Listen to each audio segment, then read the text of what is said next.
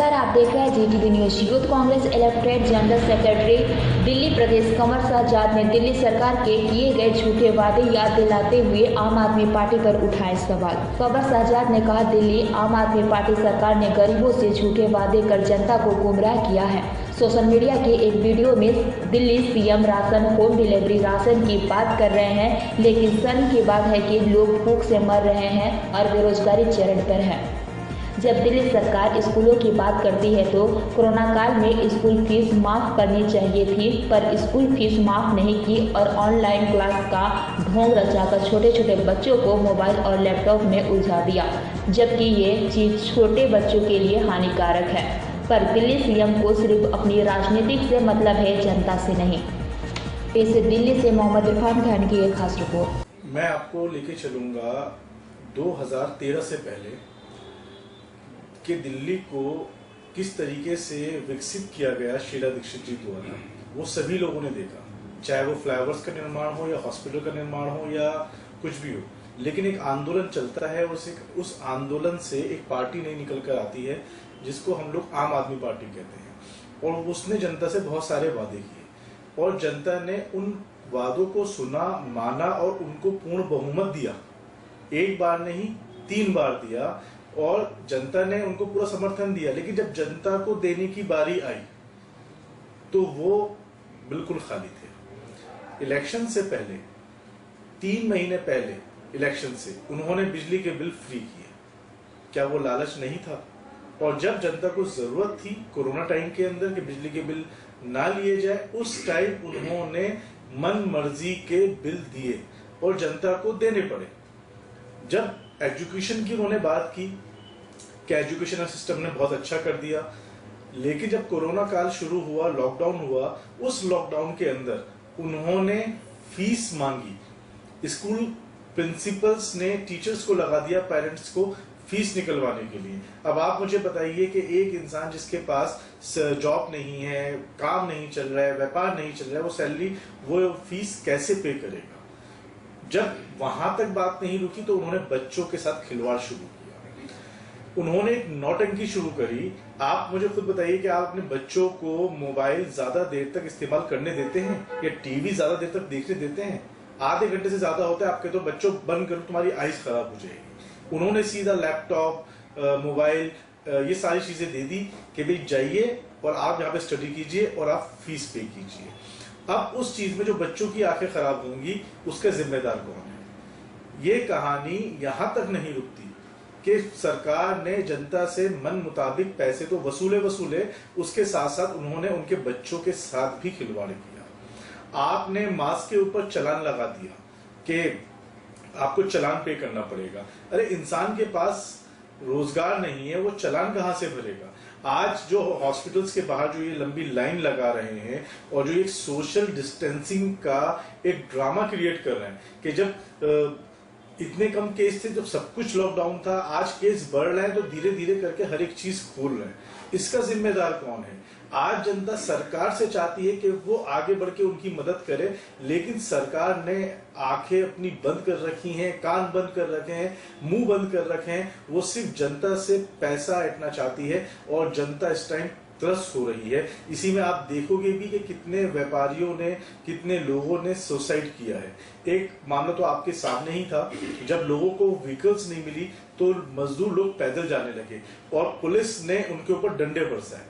ये पुलिस ने डंडे नहीं बरसाए, ये प्रशासन ने उनके हाथ में डंडे दिए बरसाने के लिए, क्योंकि वो अमीरों को मार नहीं सकते लेकिन वो मजदूरों को मार सकते हैं। मजदूर को 2 वक्त की रोटी तो देने से रहे, लेकिन उन्होंने डंडे जरूर दिए। आज जो बुनियादी जरूरतें होती हैं, वो चाहे हमारी एजुकेशन की हो या मेडिकल हो, वो सब फ्लॉप है और सरकार जनता से मनमानी तरीके से पैसे वसूल रही है और अपने कर्मचारियों को भी पैसे नहीं दे रही। उनका एक एमएलए, उनका मुख्यमंत्री या कोई मंत्री ने अपना पैसा डोनेट नहीं किया, अपना रिलीफ फंड में उन्होंने पैसा नहीं दिया, लेकिन जनता से पैसे मांग रहे हैं, जनता से मदद करने को मांग रहे हैं। अगर आपके पास ताकत ही नहीं थी, आपके पास प्लानिंग ही नहीं थी, तो आप सत्ता में ही क्यों आए? क्या आप सिर्फ वादे करने के लिए आए थे या फिर आप वो चश्मा लोगों को पहनाना चाहते हो जिससे सिर्फ वो लोग वही देखें जो आप दिखाना चाहते हो। इससे हासिल कुछ नहीं है, सिर्फ बर्बादी है। और एक बात सच है कि आज दिल्ली 20 साल पीछे जा चुकी है। शेर भाई, अगर बात करें कोरोना काल में सरकार ने जिस तरह राशन की बात की थी, लेकिन राशन भी वो अब आप देख सकते हैं कि जिस तरह राशन में लंबी लंबी लाइनें लग रही हैं, गेहूं मिलता है, आटा नहीं मिलता। लॉकडाउन में भी ऐसे ही हुआ था, आटा देने की बात की थी, लेकिन जब बड़ी मुश्किल से कोई गेहूं लेकर आ रहा था तो उसको पिसाने के लिए चक्की नहीं मिल पा रही थी। और आज भी अगर हम बात करें दिल्ली सरकार के राशन व्यवस्था को लेकर, अब दिल्ली सरकार ने एक स्कीम होम डिलीवरी निकाली है, राशन होम डिलीवरी की, लेकिन अभी भी राशन की जो समस्याएं हैं वो बड़ी हैं। आपने दो बातें कोलैप्स की हैं।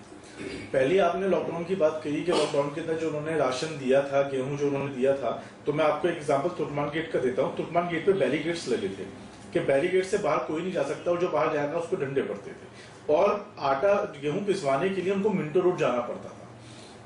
मैं शाम को वहां पे खड़ा होता था और पब्लिक की मदद करने के लिए, तो मैं ये देखता था कि औरतें बुजुर्ग अपने सर के ऊपर 5-5, 10-10 किलो की गठिया लेके पैदल जाने की कोशिश करते थे कि भाई साहब हमें गेहूं पिसवाना है, और पुलिस उनको जाने नहीं देती थी क्योंकि उनके पास ऊपर से ऑर्डर नहीं थे। उस वक्त भी मैंने एक वीडियो निकाली थी और सरकार से सवाल किया था कि आपने जो गेहूं जो दिए हैं वो जनता कहां पिसवाए, उसके लिए पैसे कहां से लाए, लेकिन कोई बात नहीं सुनी। तो वो चीज उनकी बिल्कुल फ्लॉप थी। जो आसपास के लोग थे उन्होंने मदद करी। और आप कहते हो आज होम डिलीवरी की, तो होम डिलीवरी का सिस्टम क्या है कि वो आज भी उन परिवारों तक पहुंचना चाहते हैं जो परिवार झांसे से अपना राशन कार्ड बनाते हैं। आपको पता है जो गरीब आदमी है उसको इतनी नॉलेज नहीं होती, वो सरकारी दफ्तर जाता है तो उसे धक्के खाने पड़ते हैं राशन कार्ड बनवाने के लिए, और इजी वे में राशन कार्ड नहीं बनता। तो राशन कार्ड उसी का बनता है जो उस एरिया का जो काउंसलर होता है, जो जिसपे वो साइन कर देता है, जो चहीते होते हैं। तो ये लोग अपने चहीतों को होम डिलीवरी करना चाहते हैं, तो इससे इसका कोई सॉल्यूशन ही नहीं है। आप 2 लाख, 5 लाख, 10 लाख, 1 करोड़ के कुछ आबादी को आप लाभ देने के चक्कर में आप सभी को त्रस्त कर रहे हो।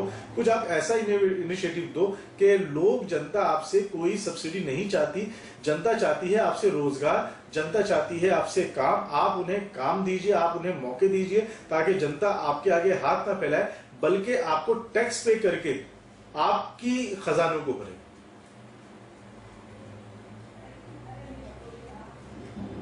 तो उसका हक होना चाहिए। पिछले 5 साल में जब से दिल्ली के अंदर आम आदमी पार्टी की सरकार आई है, राशन की व्यवस्था में हमने काफी सुधार किए हैं।